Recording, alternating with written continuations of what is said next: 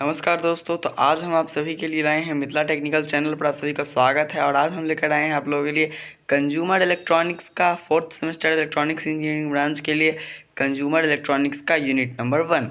तो आइए आज से शुरू होता है हमारा fundamental audio fundamental and devices of consumer electronics.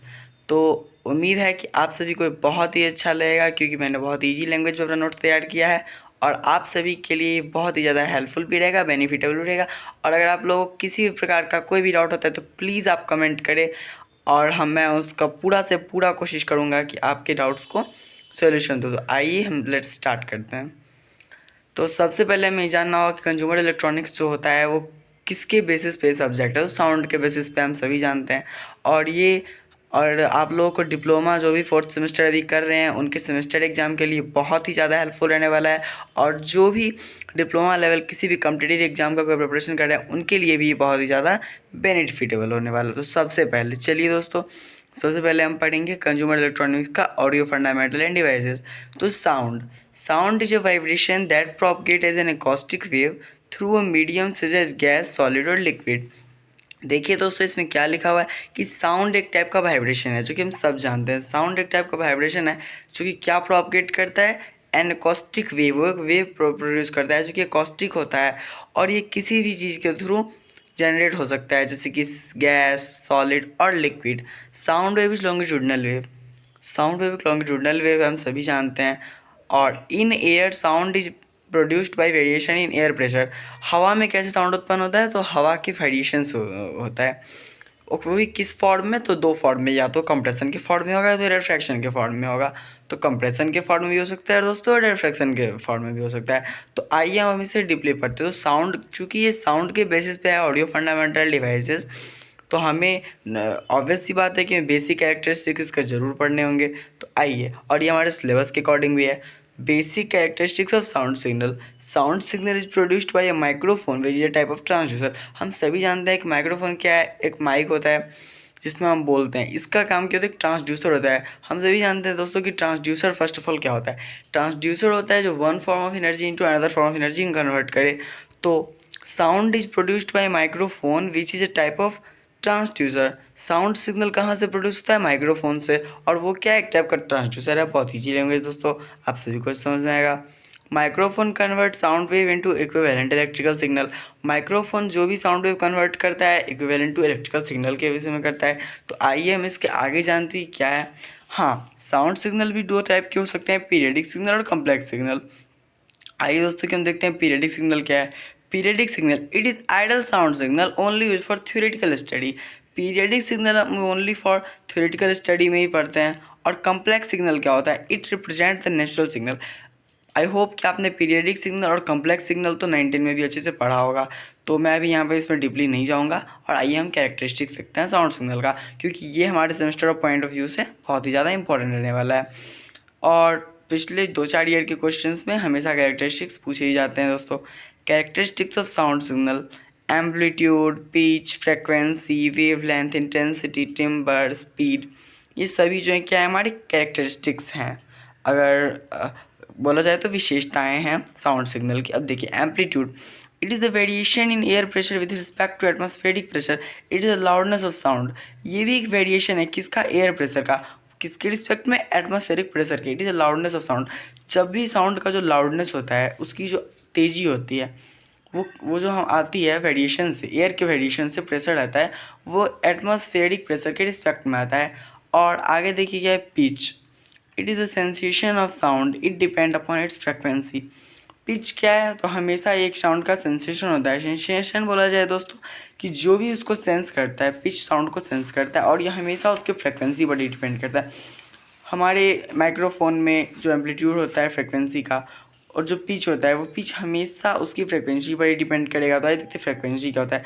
Frequency हम सब जान चुके हैं कि the number of cycle of a sound wave that occurred in 1 second is called frequency. जितने भी नंबर ऑफ साइकिल होंगे साउंड वेव के that occurred in 1 second is called frequency. It measured in hertz.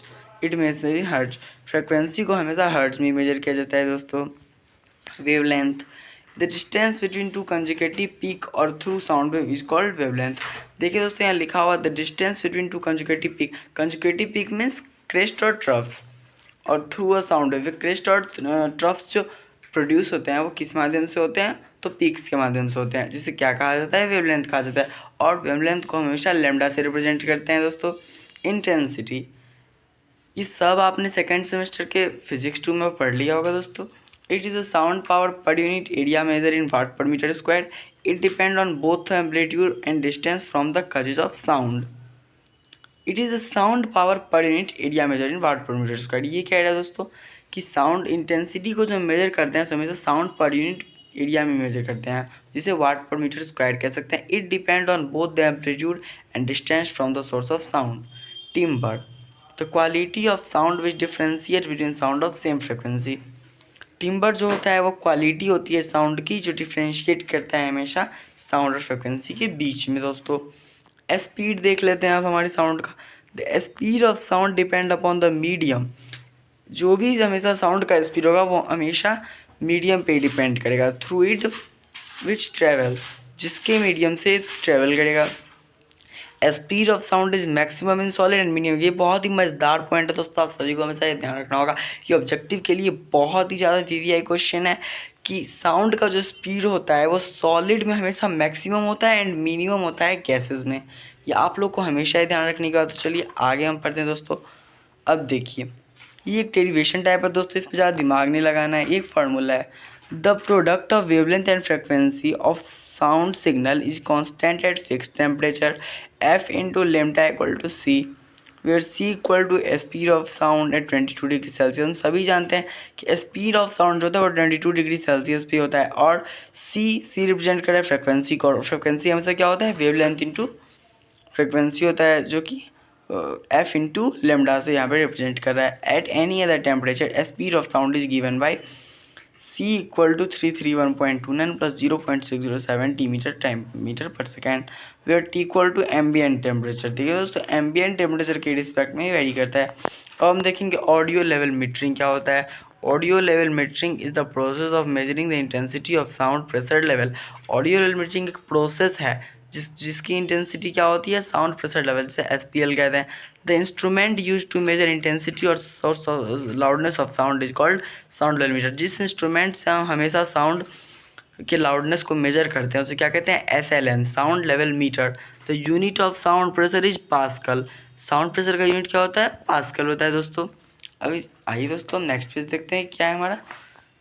Threshold of hearing, it is the sound pressure of weakest audible at 1 kHz। TH equal to 20 micropascal, जिसे हम mu से represent करते हैं। माइक्रोपास्कल को mu से हम क्या करेंगे, माइक्रो को रिप्रेजेंट करते हैं, और PA पास्कल होता है दोस्तों। थ्रेशोल्ड ऑफ पेन क्या होता है, साउंड का 20 पास्कल होता है। और साउंड पावर देख लेते हैं दोस्तों।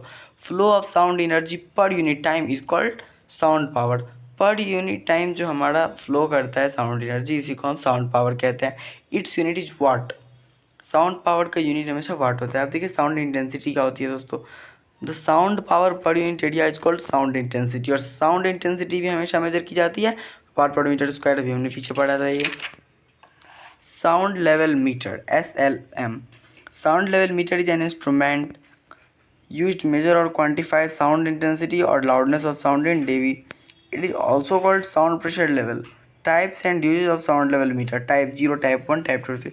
इसमें ये कह रहा है दोस्तों कि साउंड लेवल मीटर जो होता है वो एक इंस्ट्रूमेंट होता है जो मेजर करता है, क्वांटिफाई साउंड और लाउडनेस करता है किसको, जो हमेशा डेसिबल में साउंड के लाउडनेस को मेजर करता है। क्या करता है, साउंड के लाउडनेस को हमेशा किस यूनिट में मेजर करता है, डेसिबल में करता है। It is also called sound pressure level.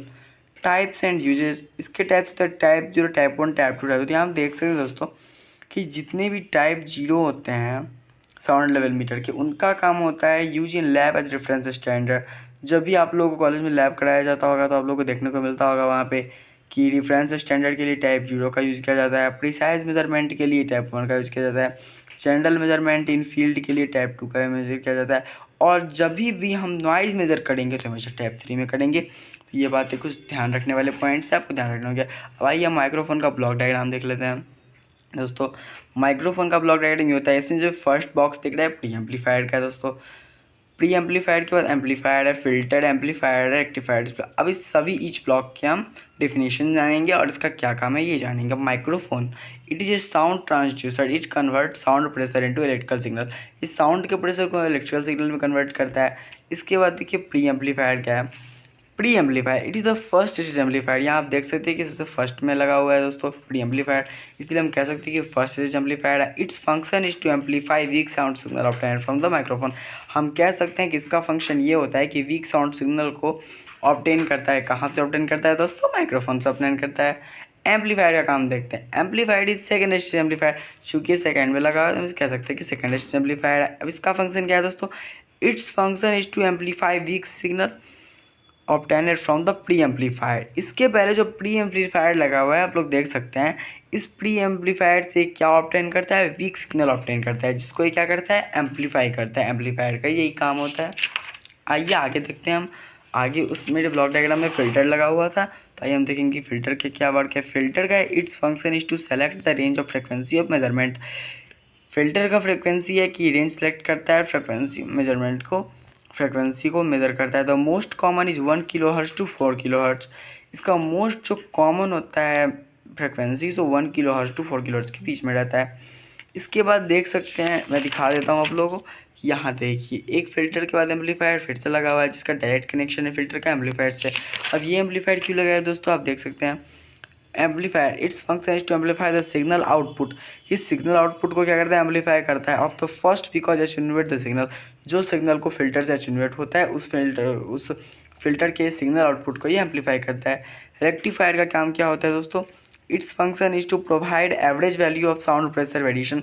हम सभी जानते हैं कि रेक्टिफायर का यूज ही होता है साउंड प्रेशर लेवल को एवरेज वैल्यू बताने में, और variation from which RMS value can be calculated, और ये उसका आरएमएस वैल्यू को कैलकुलेट करता है रेक्टिफायर।